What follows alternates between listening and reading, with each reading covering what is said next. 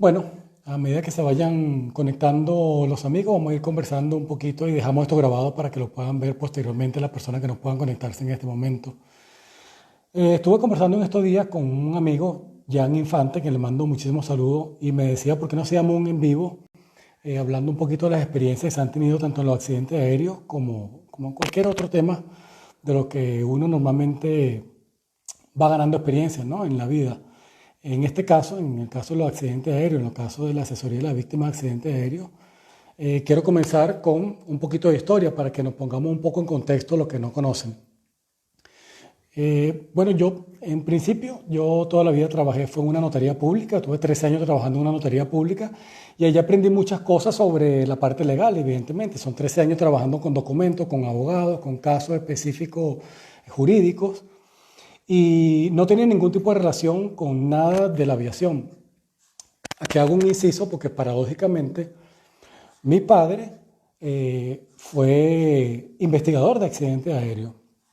Mi padre fue uno de los primeros civiles que realizó el curso de investigación de accidentes aéreos en Venezuela. Estuvo en Argentina, luego fue jefe de seguridad del Aeropuerto Internacional de Maiquetía, también trabajó como jefe de seguridad aeropostal.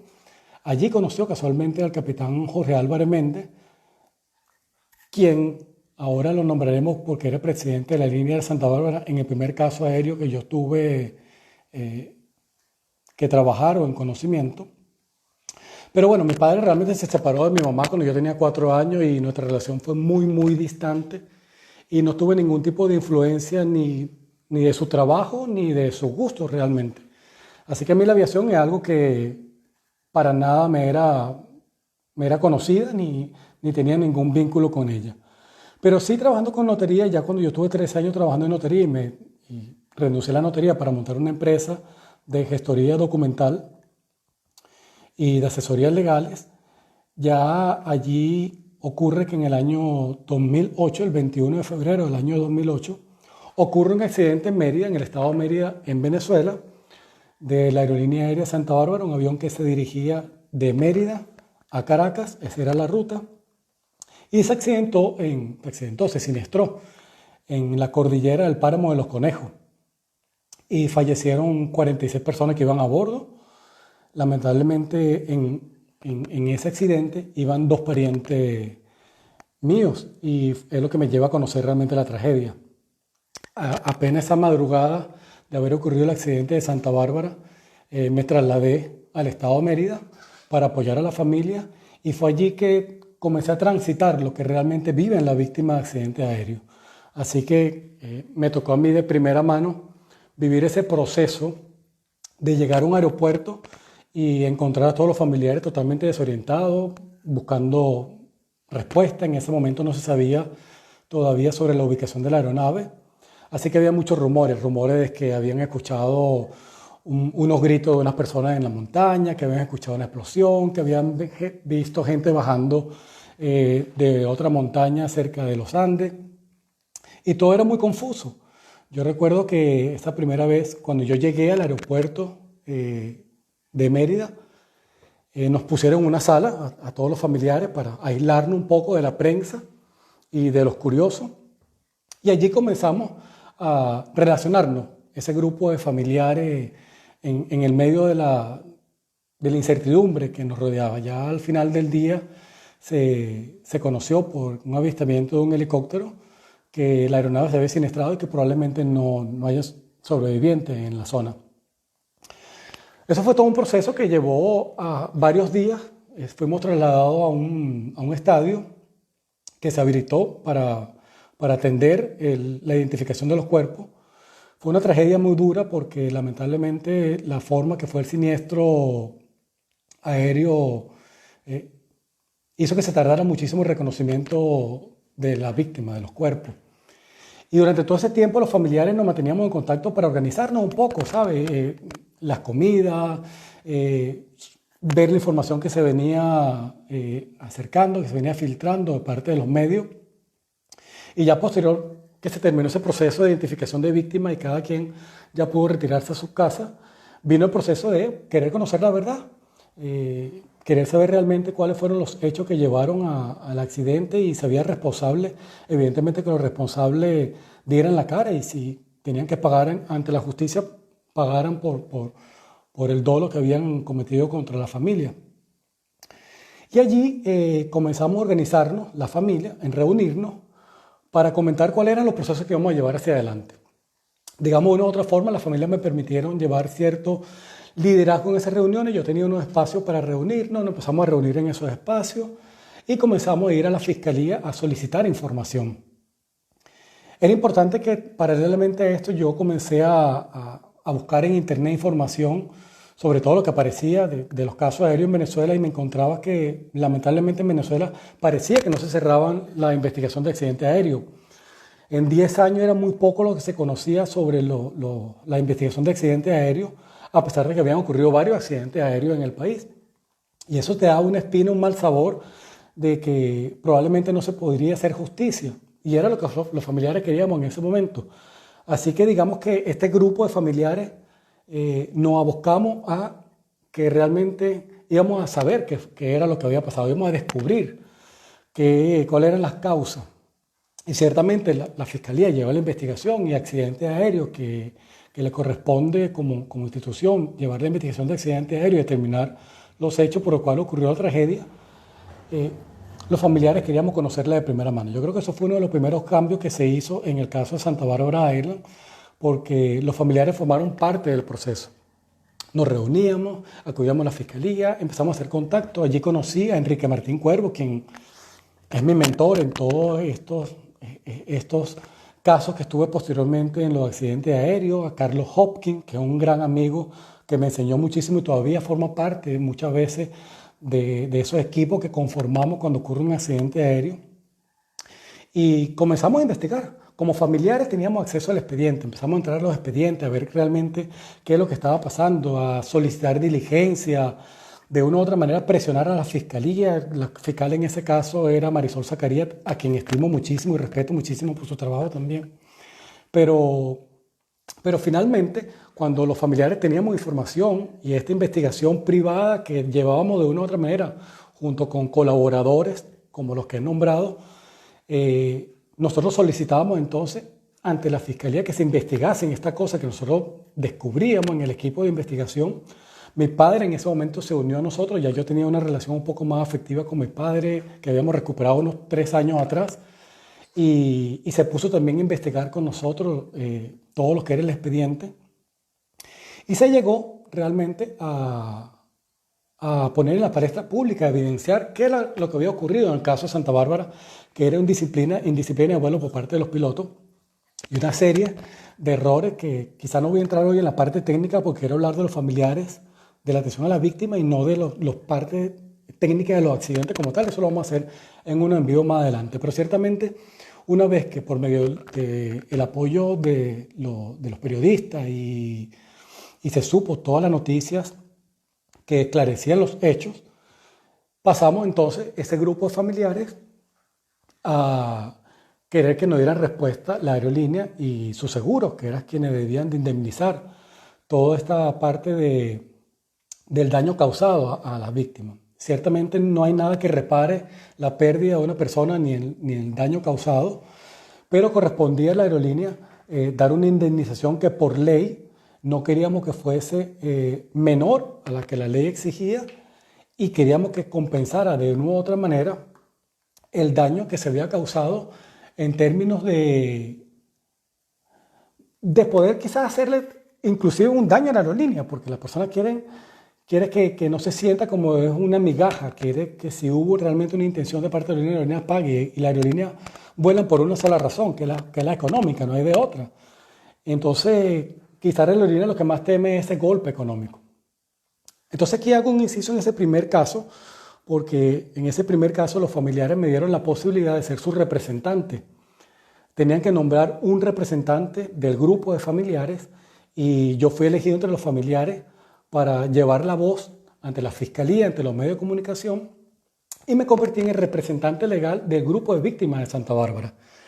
Y yo propuse, como yo tenía ya relaciones con diferentes bufetes de abogados, propuse un bufete de abogados para que nos llevara la parte de asesoramiento jurídico Ese bufete de abogado a la vez buscó un bufete especializado en aviación en los Estados Unidos y así fue que se llevó el caso entonces fuera de Venezuela, se llevó a Estados Unidos y se llegó a un acuerdo entre los familiares, los abogados, la línea aérea y su seguro para indemnizar. Las indemnizaciones más altas obtenidas en Venezuela por un caso aéreo fueron esas. Y fue un logro que de una u otra manera puso todo lo que es este trabajo que hicieron los familiares en los medios de comunicación y el reconocimiento público en la comunidad aeronáutica. De allí es que posteriormente, cuando en el año 2010 ocurre otro accidente aéreo, un accidente aéreo de la línea aérea estatal Conviasa, de una ruta que cubría desde la isla de Margarita a la ciudad de Puerto Ordaz, Puerto Ordaz, en el estado Bolívar. Cuando el 13 de septiembre ocurre esa tragedia aérea, enseguida me llaman, se comunican conmigo diferentes personas para decirme si iba a replicar el proceso que hemos llevado en Santa Bárbara apoyando a las familias y víctimas de ese accidente de Conviasa. Entonces yo decido que sí, que quiero ayudar, quiero apoyar, quiero orientar de una u otra manera a las víctimas del accidente de Conviasa y es cuando nace esta figura que se llama asesor de víctimas de accidente aéreo que busca asesorar, acompañar y formar un equipo de investigación para saber la verdad. Porque las víctimas quieren saber la verdad, pero las víctimas tienen que formar parte del proceso, no pueden quedarse esperando el titular ni la noticia en la televisión, tienen que entrar en el expediente, de tener una representación activa. Y descubrí también que los abogados, en este caso, que respeto muchísimo el trabajo de los abogados, yo trabajo con varios abogados, Negas Granados, que es mi amigo, mi hermano, bueno, fue mi abogado también en un caso que también contaré en vivo más adelante. Trabajo con mi esposa, que también es abogado, con mi hijo, que también es abogado, y con otro abogado que de una u otra manera buscamos para el momento de representación de cualquier accidente. Pero lo que quiero llegar es que yo no critico el trabajo del abogado, pero ciertamente en este mundo, en el mundo de los accidentes de la aviación, hay muchos abogados que van a las víctimas solamente por firmar un contrato y como saben que van a obtener una ganancia porque hay una indemnización detrás de todos los accidentes aéreos, se dedican solamente a eso. Y dejan a un lado lo que es el acompañamiento a las víctimas. Y yo quería como dedicarme a hacer algo distinto, a que las víctimas supieran cuál es el proceso, que conocieran el proceso, que sus expectativas no fueran colocadas en donde no tenían que colocarse. Muchas veces se colocan expectativas que la aerolínea se cierre y la aerolínea no tiene que cerrar por un accidente aéreo, aunque algunas vayan a la quiebra, pero no tienen por qué cerrar. Pero en el medio de la rabia y el dolor, las personas tienden a tener esa expectativa de que la aerolínea deje de volar, que más nunca vuelva a volar, que no vuelva a ocurrir otro accidente aéreo. Y la mejor forma de evitar que un accidente aéreo ocurra es una investigación transparente y que se den a conocer los resultados de esa investigación para que se concientice y la comunidad aeronáutica tome esa herramienta para implementarla en sus operaciones y evitar los accidentes aéreos. Trabajo entonces las víctimas del accidente con Conviasa. Muchos familiares me dieron la oportunidad de nombrarme su representante. Tengo que aclarar que yo no soy abogado, yo simplemente soy una persona que vivió una experiencia con el accidente de Santa Bárbara y después busqué acompañar a las víctimas de ese accidente de Conviasa y se creó esa figura de asesor de víctimas de accidente aéreo, que no es un abogado, soy yo, que en principio, porque hasta ahora no existe otra persona que diga yo también soy asesor de víctimas de accidente aéreo, esto no se estudia. Esto sería un complemento entre saber y estudiar sobre investigación de accidentes aéreos, saber y conocer sobre las leyes, sobre los tratados, los anexos de la OASI, que son los que reglamentan la investigación de accidentes aéreos y lo que es la atención a las víctimas, de conocer el derecho legal, lo que es la parte judicial y tener un poco quizás de conocimiento sobre algo de psicología, porque hay que hacer un acompañamiento a esas personas que están sufriendo la pérdida de un familiar. Hacemos el caso Conviasa. El caso Conviasa también es llevado fuera de Venezuela. Se logra también un acuerdo con la aerolínea Conviasa, a pesar de que fueron 3 años de peleas para llegar a un acuerdo. Y luego que se supo cuáles eran las causas de ese accidente, también un grave error humano y por una parte una inapropiada un inapropiado mantenimiento y operaciones de parte de la aerolínea. Luego de ese caso pasamos a un caso con Argentina, cae un avión en el 2011, un año después del de Conviasa, cae un avión en la Patagonia Argentina, en Río Negro, y yo me pongo en contacto con sus familiares a través del Facebook, con la señora Gladys Iglesias, que se convirtió después en una gran amiga y gran maestra también de ese camino de entre aprendizaje y errores que hay que transitar en cualquier experiencia. Representamos entonces, junto con Nega Granado, que lo acabo de nombrar como mi amigo y mi socio, el caso de Línea Aérea Argentina. Cae otro avión también en Venezuela, en Valencia, un Learjet. Después en el 2012 cae un helicóptero en Panamá. Y Enrique Martín Cuervo me recomienda con los familiares para representarlos y llevarle todo lo que es la investigación. En el 2016, otro avión, el 1 de noviembre cae un helicóptero, en Canaima, en Puerto Ordaz. También represento a esa víctima, y en el 2016, el 28 de noviembre específicamente, ocurre el trágico accidente del equipo de fútbol chapecoense con la línea aérea LAME en Colombia, donde también participo como asesor de víctimas de accidentes aéreos. En grosso modo, esos son los accidentes más relevantes en los que he tenido la oportunidad de trabajar directamente con las víctimas. Son más de 60 familias que he acompañado en esta tragedia aérea, y a donde quiero entonces desarrollar un poquito este en vivo para ya dar el contexto. Cuando una persona pierde a su familiar en un accidente aéreo, es una tragedia que no es común.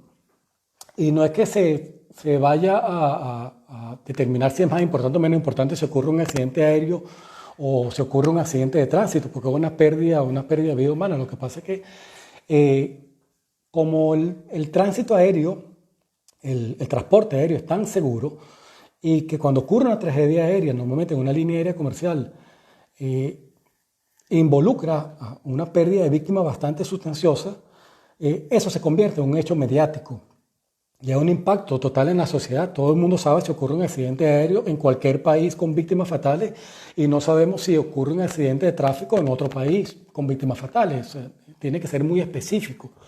Un accidente aéreo tiene ese impacto de choque social y emocional que va a llevar a las víctimas a vivir un caos. Un caos porque los expone muchísimo, y la prensa busca la noticia y los presiona. Los abogados se acercan a las víctimas e intentan que firmen con ellos este contrato para que los representen, sin ni siquiera llevar una investigación, sin ni siquiera tener elementos para saber cómo hacer esa defensa lo más adecuadamente posible.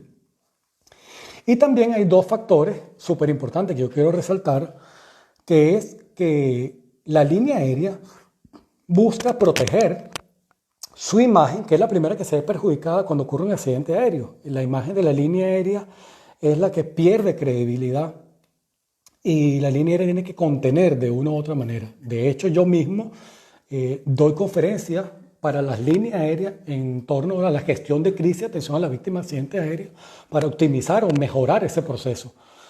Pero no menos cierto es que la línea aérea va a tratar de que esa noticia, que esos familiares sean contenidos para evitar más daño en su imagen. Y puede esto ser contraproducente para la víctima en muchos casos. Aparte que eso, las líneas aéreas están aseguradas, tienen sus aviones asegurados para cubrir este tipo de tragedias, y los seguros tienden a ser un poco más agresivos en este sentido.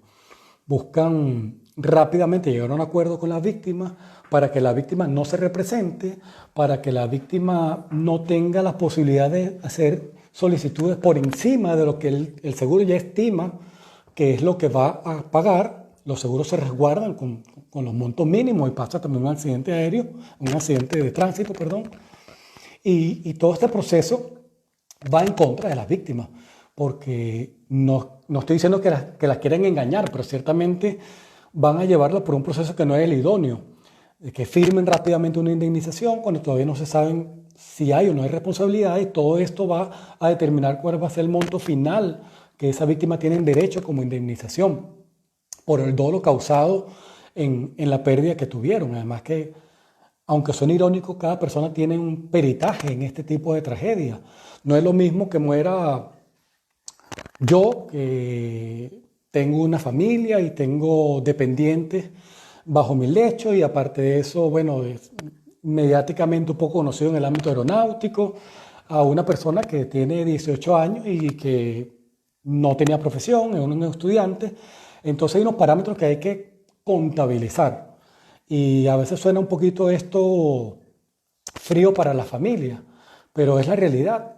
La verdad es que mientras tú más cargas tengas, mientras más experiencias tengas, mientras la sociedad sienta que perdió a alguien mucho más importante, va a tener un valor a la hora de esa indemnización mucho mayor que las personas que lamentablemente tienen otras condiciones sociales o económicas. Y de esto, lo que quiero rescatar es que es importante que las personas que me escuchan o que saben de otras que les pueden ocurrir más adelante un accidente aéreo, es que no firmen absolutamente nada hasta no saber qué fue lo que realmente pasó. Porque lo primero que tiene que buscar la víctima es la justicia, ¿sí? La justicia, antes que nada, esclarecer los hechos y que se sepa, porque se va a intentar ocultar la verdad. Y no es de otra, se intenta ocultar la verdad. A mí me pueden decir muchas veces que no, que una investigación transparente, que el organismo del Estado, que la línea aérea quiere que se sepa, pero la verdad es que muchas veces hay muchos aristas detrás de un accidente aéreo. Y de eso vamos a hablar en unos videos más adelante cuando hablemos de cada caso en particular, porque conozcan cada tragedia, cada experiencia detrás de ese accidente aéreo y poder un poquito tener temas de conversación. Las víctimas de accidentes aéreos, los familiares que sufren esta tragedia, sufren ese shock emocional que hay que acompañar, hay que entender el dolor, la pérdida, la incertidumbre, las preguntas. Y no es fácil acompañarles. Necesitan mucho apoyo, necesitan alguien que esté allí, que le atienda una llamada, que le responda un correo. Y normalmente los abogados entonces no se dedican a eso. La línea aérea no se dedica realmente a eso. Es un acompañamiento en principio, pero que busca realmente solventar lo antes posible la crisis. Los seguros buscan indemnizar y más nada, y que firmen el documento para evitar demandas más adelante. Entonces allí fue que yo vi la necesidad de crear esta figura, que es el asesor de víctimas de accidente aéreo, y que hago no solamente yo soy como una imagen de un gran equipo de colaboradores que hoy en día es grandísimo. Y paso a mencionar personas, disculpen por favor los que se quedan afuera, pero Lorgi Ramos, Manuel Puerta, Carele Gamboa, Carlos Hopkins lo había nombrado, Enrique Martín Cuervo. O sea, hay muchas personas y seguramente hoy en día muchas personas más se sumarán. Buenos amigos que hemos hecho a través de todos estos años en la aviación, como Verónica Jaramillo, por ejemplo, que está en Colombia y me está saludando. Yo no dudo que ella, que a la hora que hay un accidente aéreo, ponga todo su conocimiento en seguridad operacional, en todo lo que ha transitado dentro de la aviación para ayudar a que la verdad se sepa, a que se pueda dar apoyo a la familia y la familia pueda salir adelante, pero con un objetivo claro. Yo siempre le digo a la familia, no pongas objetivos donde no van a ser alcanzables porque vas a terminar en un caso con una gran frustración. Y a veces es muy difícil saber dónde va a terminar el proceso. Cada accidente aéreo es muy particular, cada accidente aéreo es un caso único, no se compara nunca con otro. Y la gente cree que el resultado va a ser el mismo y el resultado no necesariamente es el mismo. Lo que tienes que tener la paciencia para que se haga, para que los procesos se lleven adelante, para que la justicia llegue, para que la verdad se sepa y si hay un tipo de reparo que tenga que dar la aerolínea, sea el más justo posible, depende del daño que hayan causado. Yo aquí quiero intentar responder algunas preguntas, no quiero hacer este video muy largo que digamos porque solamente quería dar este primer acercamiento en lo que es la víctima de accidentes aéreos para que pasemos después a otro en vivo y hablemos ya de si cada caso por caso. También hay quien me solicita que hablemos un poco de nutrición, también vamos a hablar de eso, de alguna experiencia de vida que hemos tenido y que quiero comentar con ustedes y intercambiar. Bueno, tengo aquí varias preguntas. Me preguntaban si era abogado, ya creo que lo aclaré. ¿Qué estudio de especialización hice? Insisto, asesor de víctimas de accidentes aéreos no se estudia. Es algo que hice yo agrupando una serie de conocimientos y trabajando con muchísimas personas que hoy en día son mi equipo de respaldo, tanto el jurídico como el de investigación de accidentes aéreos, para, para apoyar a las víctimas. Y no se estudia. Ciertamente esto sí me ha dado la posibilidad de que aprendiendo sobre los accidentes aéreos he podido ayudar a, en los foros que me han invitado, en Colombia, en el caso de Verónica Jaramillo, en Guatemala, los amigos Waterfly, se me fue el nombre ahorita de Federa en Guatemala, que me invitan a su conferencia para explicar un poquito todo esto y mejorar y optimizar los procesos a la hora de los accidentes aéreos. Entonces, bueno, no se estudia. Si tengo una experiencia como piloto, no tengo experiencia como piloto. El caso de Santa Bárbara, si tenía algún vínculo con ellos, ya lo expliqué. Habían dos parientes míos en ese accidente que fue lo que llevó a acercarme a la tragedia aérea. ¿Cuál es la resolución aeronáutica civil con la utilización de la vía del corredor de Páramo Los Conejos? Bueno, esto es un poquito técnico, lo voy a responder, aunque no me voy a dedicar a la parte técnica en este momento, que es que esa ruta aérea de ese accidente de Mérida estaba prohibida por la Autoridad Aeronáutica y era usada por la línea aérea para ahorrar combustible. Era usada, pero era ilegalmente usada y se convirtió en un hábito dentro de la comunidad aeronáutica. De hecho, Santa Bárbara Airlines tenía esa ruta dentro de su manual de operaciones, aunque no estaba autorizada por la Autoridad Aeronáutica.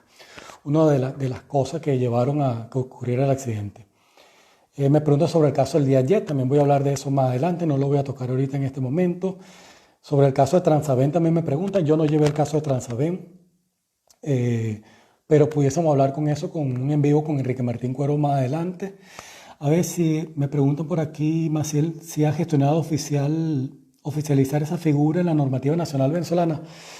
Bueno, realmente, asesor de víctimas de accidente aéreo, le puse un nombre yo, pero realmente no hay nada que diga que es un estudio. Es muy difícil porque si realmente agarramos esto buscando que se convierta en un estudio específico, habría que desligarlo también de la parte económica. A ver, nadie va a vivir de esto. O sea, yo no vivo de esto. Si yo viviera de esto, estaría muriéndome del hambre. Es la verdad.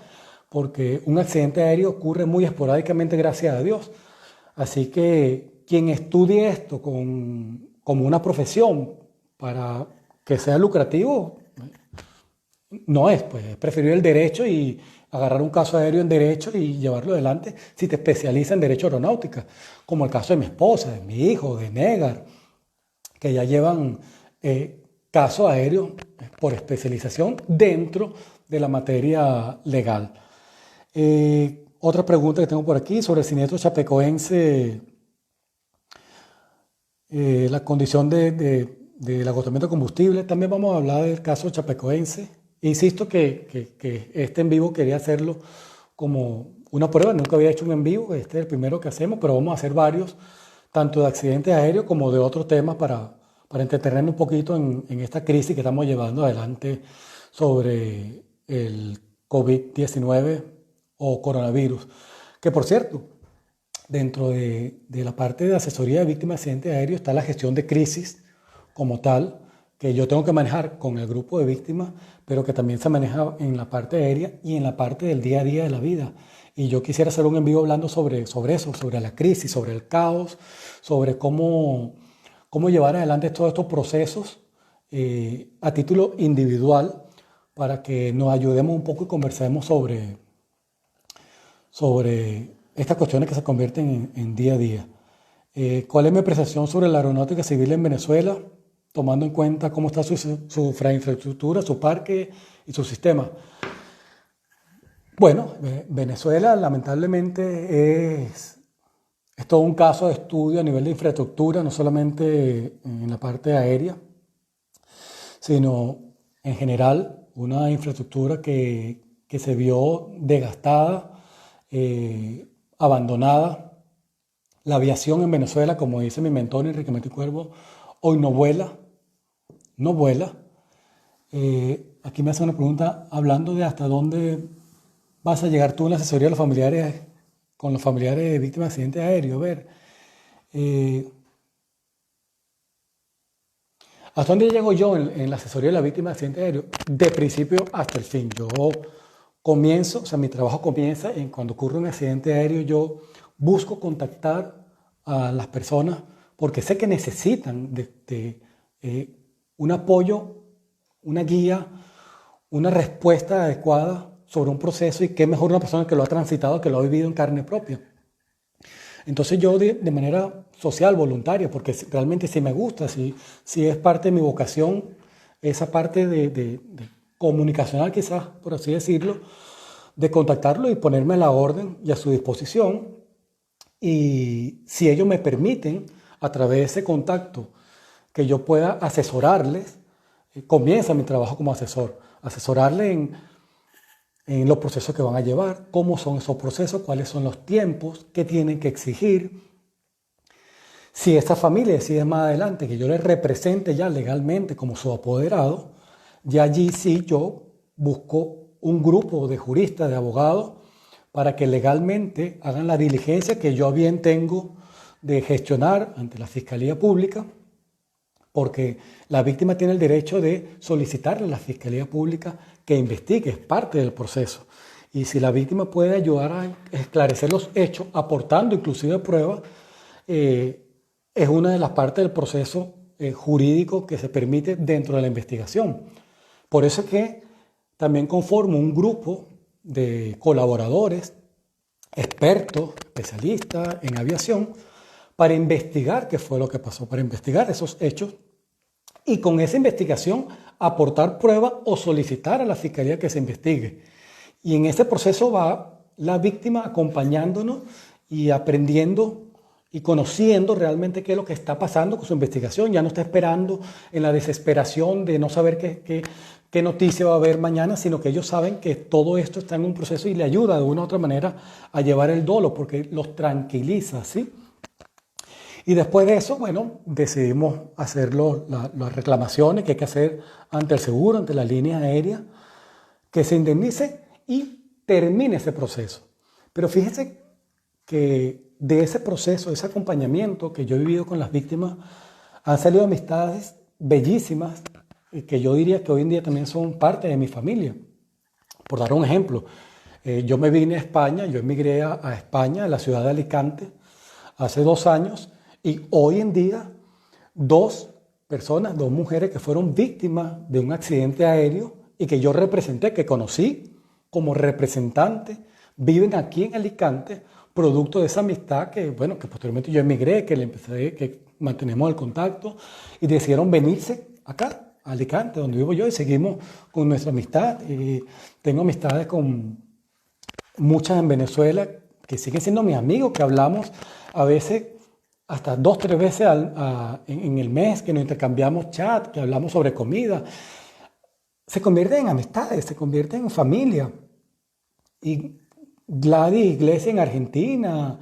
O sea, hay muchas personas, disculpen si no nombro a las 60 personas, pero, o a las 60 familias en general, que seguimos vinculados, entonces no termina. La pregunta es, ¿en dónde termina esto? No, esto no termina. Este es un trabajo, o no es un trabajo, es un aporte, es algo que te nace. Y nunca pierdes ese vínculo, después que te unes a ellos nunca lo pierdes. Que por eso es la diferencia de cuando contratas a un abogado o termina el caso y terminó y ya ese abogado no tiene por qué llamarte para saber cómo está, cómo amaneciste, ni qué estás haciendo el año siguiente. En cambio, esto es un vínculo que se mantiene y es un vínculo muy bonito, del cual yo me siento muy orgulloso y me siento agradecido por la confianza que ellos me dieron a mí, que me permitieron estar con ellos a su lado y especialmente porque hoy en día esa amistad sigue dando fruto. Fruto como que yo también he tenido en su momento apoyo de ellos hacia mí, no solamente en el momento que yo los apoyé a ellos, sino inclusive hasta en proyectos de emprendimientos que hemos hecho juntos.